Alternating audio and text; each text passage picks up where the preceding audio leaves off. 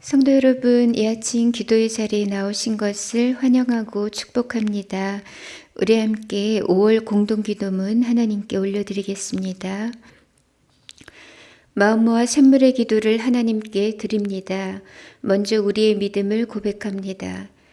하나님은 우리의 피난처시요 힘이시니 환난 중에 만날 큰 도움이시라. 아멘.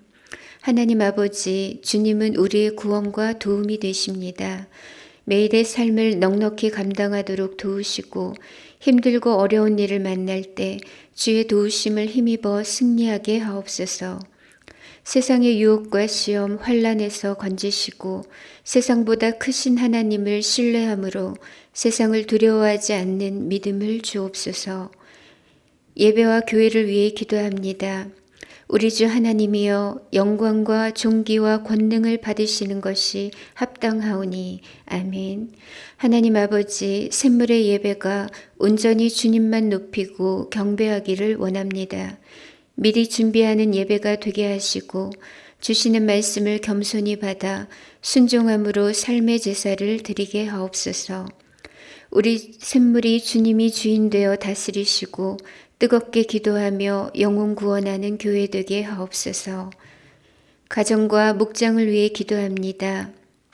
그리스도께서 너희를 사랑하신 것 같이 너희도 사랑 가운데서 행하라. 아멘. 하나님 아버지, 샘물의 가정마다 감사와 칭찬과 격려의 말이 풍성하게 하옵소서.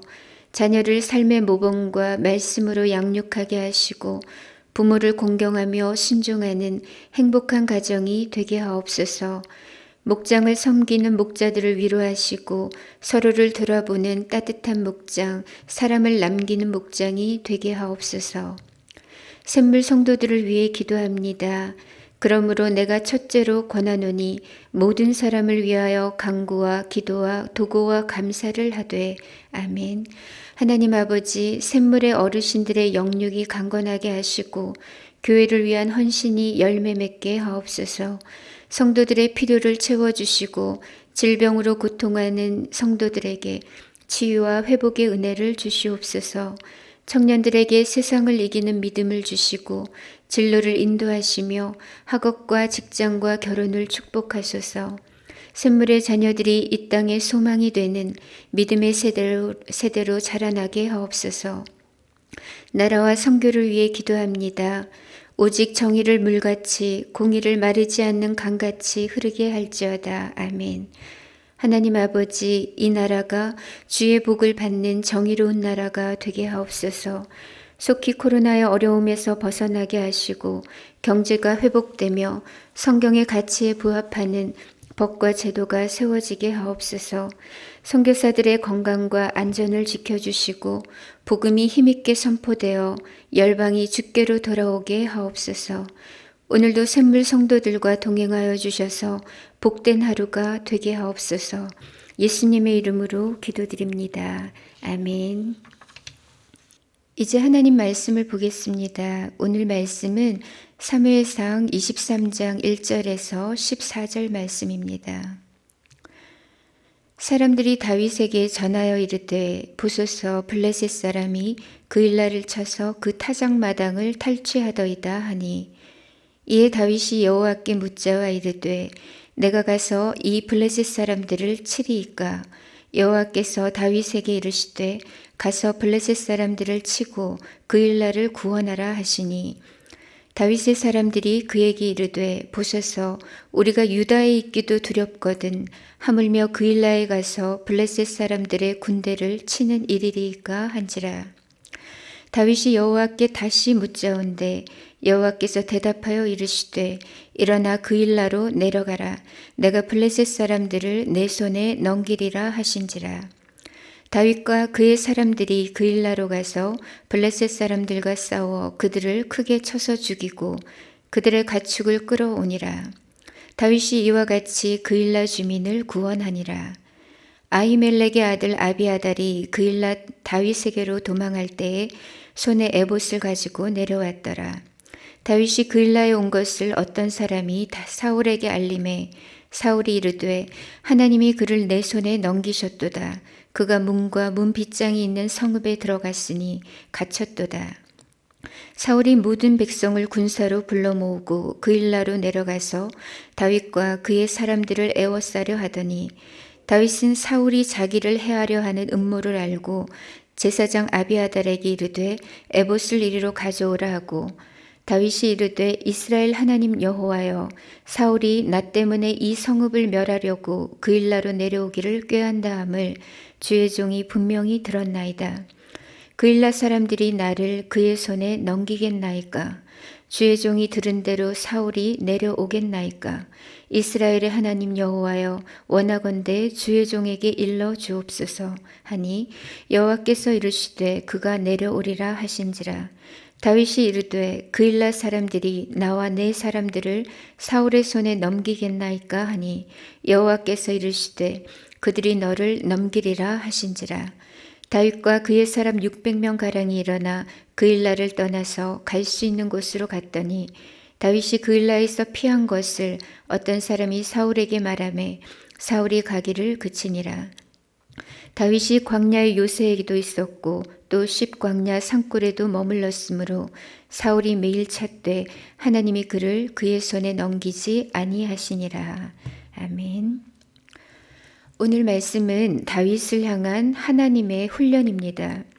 1절을 보시면 어떤 사람들이 다윗에게 급한 소식을 전하고 있죠. 그 소식은 블레셋 사람들이 그일라를 침입해 와서 타작마당의 곡식들을 탈취했다는 것이었습니다. 당시 이스라엘의 왕은 사울이었죠. 그러니까 당연히 백성들은 먼저 사울에게로 달려가서 구원을 요청했어야 했습니다. 그런데 지금 이 사람들이 누구를 찾아갔는가 하면 도망자인 다윗을 찾아간 거예요. 물론 당시 다윗이 은신해 있던 이 헤레스풀이 사울이 머물고 있는 기브아보다 그일라에서 더 가까웠습니다. 하지만 한두 사람이 아니라 여러 사람이 그것도 숨어 지내는 다윗을 물어물어 찾아갔다는 것은 이미 이스라엘 백성들의 민심이 다윗에게로 기울었다는 것을 보여줍니다. 얼마 전 사울은 높 땅에서 제사장 85명을 학살했고 그것도 모자라서 그 땅에 사는 남녀와 아이들, 젖먹이들, 가축들까지 몰살시켰습니다.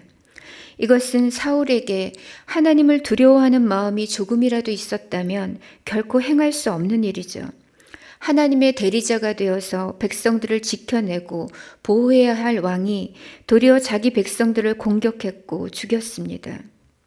이에 대해서 백성들은 경악을 금치 못했죠. 사울은 이제 명목상의 왕일 뿐 이미 하나님의 촛대는 다윗에게로 넘어가 버렸습니다.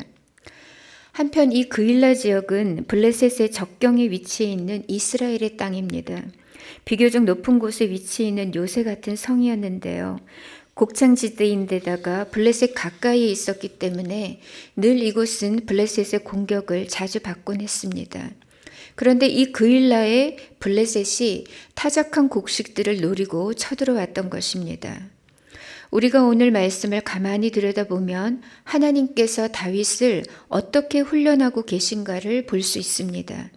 이 아침에 우리는 다윗을 향한 하나님의 훈련 과정들을 살펴보면서 우리들 또한 주께서 어떻게 빚어가고 계신가를 살펴보려고 합니다.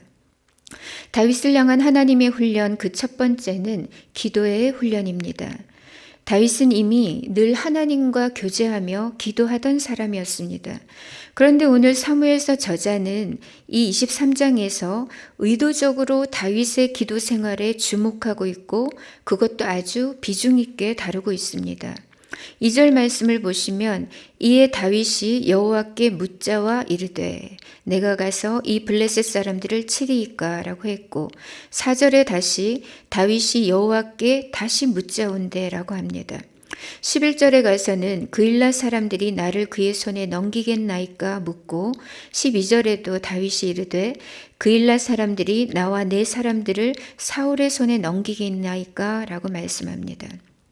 즉 다윗이 지금 하나님께 묻고 또 묻고 있습니다. 다윗이 예전과는 좀 달라진 거죠. 예전에도 기도하지 않았던 것은 아니었지만 그는 지금 한층 더 깊은 기도의 사람으로 변해 있습니다. 다윗은 왜 이렇게 하나님께 묻고 또 묻는 사람이 되었을까요? 그는 어떻게 해서 더 깊은 차원의 기도의 사람이 된 것일까요? 여기에는 이유가 있습니다. 그동안 다윗은 사울의 추격을 피해서 그야말로 미친 듯이 피해 다녔습니다. 다급한 마음에 놉당의 제사장에게도 갔다가 가드의 아기스 왕에게로도 갔다가 구사일생으로 살아나오기도 했죠. 그는 다시 아둘람으로 도망쳤다가 이후 모압 땅으로 도피합니다. 그러나 거기서 갓 선지자로부터 거기에 머무르지 말고 다시 유다 땅으로 돌아가라는 하나님의 말씀을 받게 되죠. 그래서 다윗은 또다시 유다 땅으로 돌아와서 지금은 헤레스풀에 은신하고 있는 겁니다. 하지만 그간 정신없이 도망 다녔던 다윗의 흔적에는 깊은 상처들이 남았습니다. 전혀 의도치 않았었지만 어쨌든 다윗의 방문이 계기가 되어서 놉당의 그 대학살 사건이 벌어졌고 아기스 앞에서는 미친 척 해야 하는 수모를 겪었습니다. 이런 일련의 과정을 통해서 다윗은 자신의 작은 행동 하나 그리고 작은 결정 하나가 자기 자신은 물론이거니와 백성들의 생사까지도 가를 수 있다는 것을 깨닫게 됩니다. 그래서 지금 그는 돌다리도 두드려보고 건너는 그런 심정으로 하나님께 묻고 또 묻는 기도의 사람이 된 것입니다. 우리가 기도 없이 저지른 작은 일들이 얼마든지 큰 일로 비화될 수 있다는 것을 아실 겁니다. 반면에 아무리 큰 일이라도 우리 하나님 손에 내어 맡길 때 깃털처럼 가볍게 해결되는 것을 또한 경험하곤 합니다. 하나님은 오늘 우리에게도 다윗처럼 묻고 또 묻는 기도의 사람이 되라고 하십니다. 다윗은 먼저 하나님께 기도하며 제가 그일라로 가서 블레셋 사람들을 칠까요? 라고 여쭈어봤습니다. 그러자 하나님께서는 블레셋을 치고 그일라를 구원하라고 하셨죠. 그런데 문제는 이렇게 하나님께 받은 응답의 내용을 다윗이 참모들에게 전달했을 때 막상 반대에 부딪히게 된 겁니다. 그것이 3절에 나오죠. 다윗의 사람들이 그에게 이르되 보소서 우리가 유다에 있기도 두렵거든 하물며 그일라에 가서 블레셋 사람들의 군대를 치는 일이리까 한지라.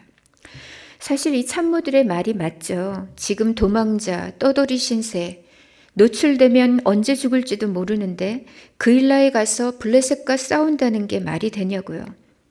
그것은 사울에게 나 여기 있어요 라고 선전하는 꼴밖에 안 되는 거죠. 이런 참모들의 반대에 직면한 다윗은 어떻게 반응했을까요? 그는 그 자리에서 하나님이 주신 그 권위, 그 응답으로 찍어 누르거나 주장하는 자세를 취하지 않았습니다. 내가 받은 응답은 확실했지만 일방적으로 밀어붙이며 강요하지는 않습니다. 다윗은 또다시 하나님 앞에 나아가 엎드립니다.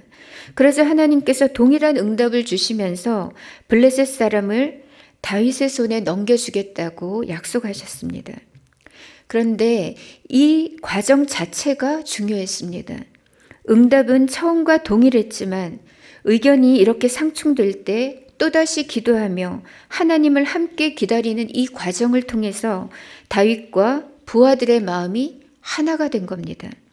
우리 또한 나를 반대하는 사람들을 만날 때가 있죠. 내게는 분명 하나님이 주신 확신이 있는데 여러 현실적인 이유를 대면서 반대하는 사람들을 만날 수 있습니다. 그럴 때 우리는 어떻게 해야 할까요? 그럴 땐 일단 조급함을 버리고 하나님 앞에 다시 여쭈어야 합니다. 하나님께서 우리 안에 같은 마음을 주실 때까지 함께 기도하며 기다리는 것이 필요합니다. 지금 하나님은 다윗에게 기도의 훈련을 시키고 계십니다. 지도자로서 작은 결정 하나가, 작은 행보 하나가 공동체 운명을 가를 수 있다는 것을 알게 하셨고 하나님께 묻고 또 묻는 기도의 사람으로 하나님께서 빚어가고 계신 겁니다. 성도는 갈 수 있다고 해서 그냥 가는 사람들이 아니죠. 할 수 있다고 다 하는 자들이 아닙니다. 우리는 언제나 하나님께 묻고 또 물으면서 하나님과 함께 움직이는 기도의 사람이어야 합니다. 두 번째, 하나님의 훈련은 순종의 훈련입니다. 하나님의 뜻이라면 힘들어도 즉각 순종하라는 겁니다. 하나님은 다윗에게 거듭하여 블레셋을 쳐서 그일라를 구원해내라고 하셨습니다. 그런데 이게 말이 쉽지 그일라로 달려가 블레셋과 싸운다는 것은 그야말로 위험천만한 일이었습니다. 다윗뿐만 아니라 그와 함께한 400명의 운명이 달려 있었기 때문입니다. 그뿐 아니라 분명 사울에게 발각되는 것은 시간 문제인데 그 위험 부담까지 떠안으면서 싸워야 하는 겁니다. 하지만 다윗은 하나님의 말씀 앞에 두말하지 않고 순종합니다. 미래는 하나님의 손에 맡긴 채 그는 즉각 행동으로 옮겼습니다. 기적은 언제나 우리가 순종할 때 일어납니다. 하나님은 약속대로 블레셋을 다윗의 손에 넘겨주셨어요. 대승을 거두게 하셨고 이 블레셋이 그일라의 곡식을 빼앗아서 실어 가려고 끌고 왔던 블레셋의 가축들까지 다윗이 다 이끌고서 돌아옵니다. 순종에 관하여서 사실 우리가 몰라서 순종하지 못하는 경우는 별로 없습니다.